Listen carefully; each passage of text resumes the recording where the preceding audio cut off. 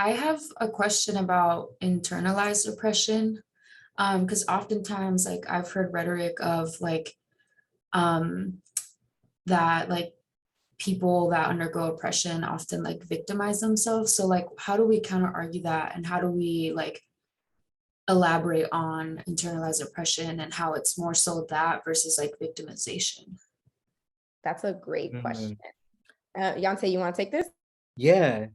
Well, I think that like going back to the four types of oppression is super important to understand that internalized oppression often comes from institutional and ideological oppression, right? Like these are reaction twos, not because did it to yourself, right? Like this has happened intentionally to people. So you counteracting, right? One is like that person isn't wanting to hear your argument anyways. I want to name that if they're arguing with you about internalized oppression, because one, it's not theirs to argue with you about.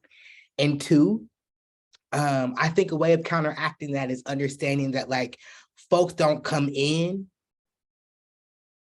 violent, right? Like something has to happen to a person for them to be oppressed, for them to react to oppression, for folks to feel like they're being harmed, like that is real for people. And erasing that is racist. Like erasing that is harm and violence. Thank you, Yonsei. And I have two things that I wanted to add really quickly. This is a great question. When I first arrived to Marin,